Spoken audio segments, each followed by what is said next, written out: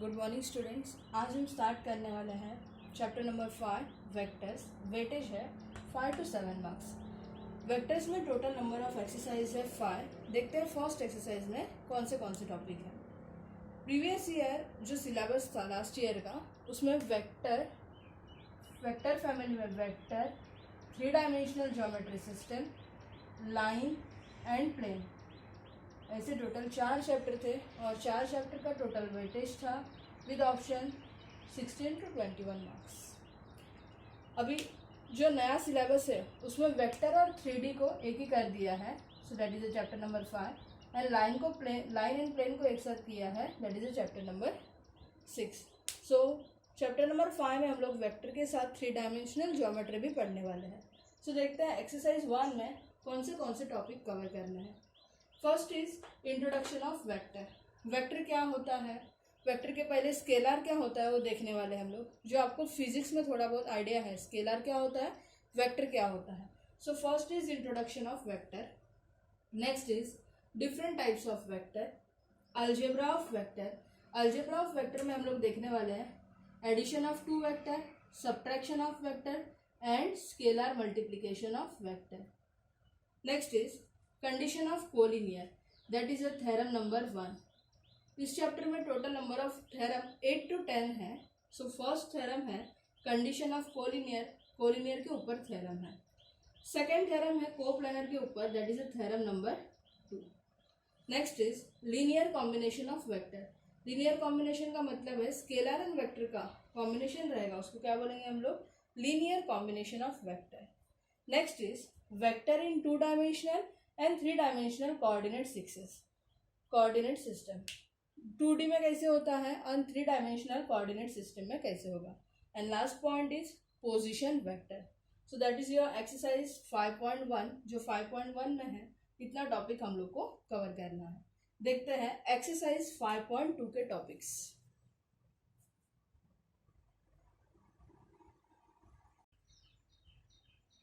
Next is exercise 5.2।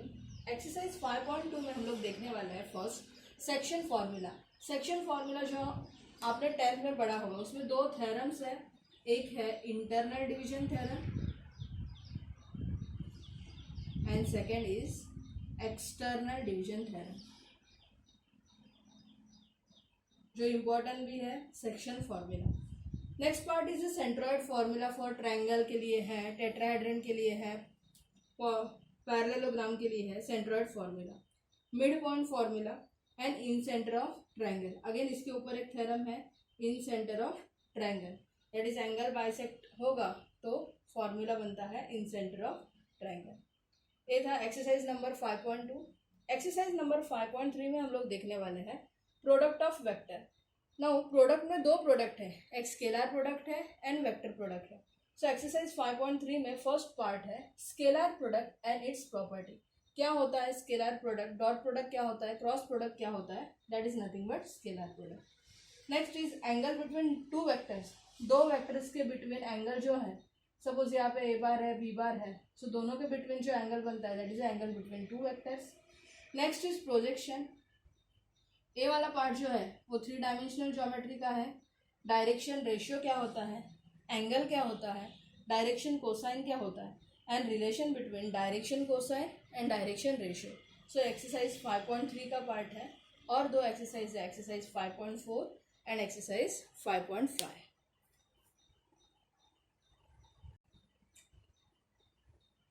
Next is exercise 5.4 depend है vector product and उसका property. Vector product is nothing but cross product of 2 vectors and उसका property. Exercise number 5.5 topic है scalar triple product and उसके property. वैसे ही है vector triple product and property. और last topic है volume of parallelepiped and volume of tetrahedron. Again ये 2 theorems के part है जो इम्पोर्टेंट है, volume of parallelepiped and volume of tetrahedral. So overall vector का सिलेबस इतना है। नियर अबाउट थ्योरम से 8 to 10 थ्योरम से, इस टोटल चैप्टर में 8 to 10 थ्योरम से, प्लस एक्सरसाइज में जो डिफरेंट थ्योरम है वो लगे। सो जो इम्पोर्टेंट थ्योरम्स है आपको नोट्स में दिया जाएगा। स्टार्ट करते हैं वेक्टर का इंट्रोडक्शन पार्ट।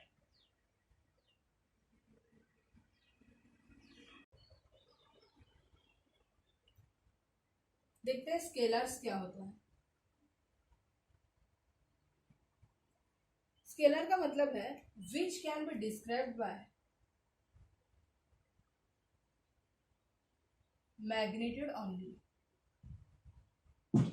जिसका सिर्फ मैग्नीट्यूड पता है उसको क्या बोलते हैं हम लोग, स्केलर बोलते हैं।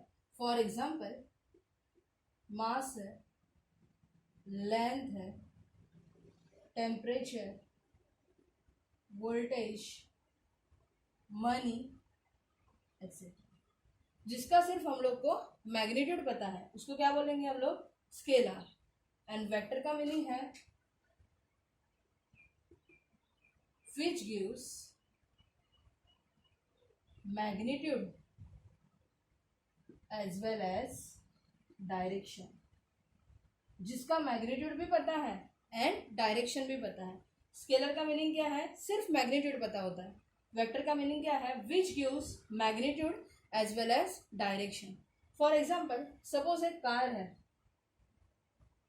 एक कार है, अभी यहाँ पे दो डायरेक्शन, सपोज ईस्ट में जा रहा है, वेस्ट है। एक कार मूव हो रहा है, उसका स्पीड कुछ होगा 50 किलोमीटर 60 किलोमीटर, मतलब उसका मैग्नीट्यूड पता है, लेकिन उसका डायरेक्शन भी डिपेंड करता है कि वो ईस्ट में जाएगा कि वेस्ट में जाएगा। सो जिसका मैग्नीट्यूड भी पता है, डायरेक्शन भी पता है, उसको क्या बोलेंगे हम लोग, vector. For example displacement, velocity and acceleration. जिसका मैग्नीट्यूड भी पता होना चाहिए एज वेल एज डायरेक्शन भी पता होना चाहिए, सो उसको बोलेंगे vector. So first is scalar and then is vector. Scalar में सिर्फ मैग्नीट्यूड पता होना चाहिए, वेक्टर मतलब उसका मैग्नीट्यूड भी पता होना चाहिए, डायरेक्शन भी पता होना चाहिए।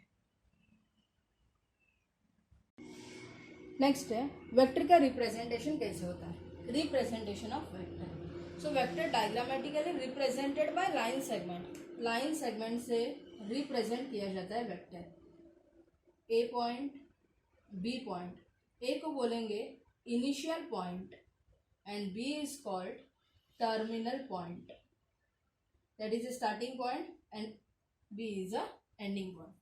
सो वेक्टर लिखेंगे कैसे, vector is directed from A to B. So A to B को लिखेंगे कैसे, ए बी बार, पढ़ेंगे कैसे इसको, A B bar, where A is called initial point and B is called terminal point, which gives magnitude as well as direction. So magnitude का मतलब है magnitude which gives length of line segment, कि जो line segment है, line segment A B है, उसका length कितना है, that is nothing but magnitude. And arrow denotes its direction, कि वेक्टर कहाँ मूव हो रहा है, जो एरो डिनोट करता है, एरो क्या डिनोट करेगा, its direction. So this vector having both magnitude as well as direction. Magnitude का मतलब है length of line segment and direction का मतलब है एरो शो करेगा कि वो कहाँ पे जा रहा है। So A is called initial point and B is called terminal point. It is directed from A to B, directed from A to B. So लिखेंगे कैसे, ए बी एरो शो करते हैं, अदरवाइज उसको बोलते हैं ए बी बार। अगर A directed करेगा, directed from B to A, so लिखेंगे कैसे, बी ए बार और बी ए एरो। पढ़ेंगे कैसे इसको, बी ए बार और बी ए एरो भी डिनोट कर सकते हैं। तो ये था रिप्रेजेंटेशन ऑफ वेक्टर। रिप्रेजेंट कैसे करते हैं, directed line segment.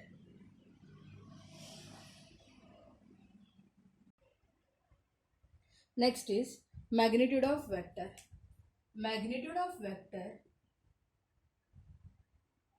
Denoted by two vertical lines A B bar, two vertical lines के बीच में ए बी बार।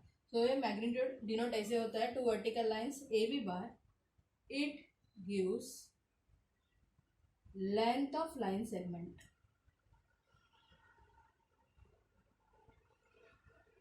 मैग्नीट्यूड से क्या पता चलेगा, उसका लेंथ पता चलेगा। फॉर एग्जाम्पल मुझे लिखना है magnitude of A B bar, so A B bar is nothing but length of A B, so it is denoted by two vertical lines A B bar. Otherwise इसको लिखते हैं simple, suppose मुझे vector point लिखना है, सो vector point denote होता है capital letter, capital A B C जो भी है, पॉइंट बोला तो कैपिटल लेटर, सिंपल वेक्टर बोला अदरवाइज उसको बोलते हैं पोजीशन वेक्टर। सो लिखेंगे कैसे, A bar B bar C bar dot dot dot. Magnitude of vector बोला, सो मैग्नीट्यूड डिनोट कैसे करते हैं, टू वर्टिकल लाइन बीच में vector, that is magnitude of A bar, magnitude of B bar, magnitude of C bar, और simple A B सी। सो अगर vector point denote करना है so capital letter A B C, simple vector बोलना है otherwise position vector बोलना है तो A bar B bar C bar. Magnitude of vector बताना है सो टू वर्टिकल लाइंस के बीच में vector A bar, two vertical lines बीच में B bar, otherwise simple A B C, ना ऊपर बार है ना वर्टिकल लाइंस है। ठीक है, सो ये था मैग्नीट्यूड ऑफ वेक्टर।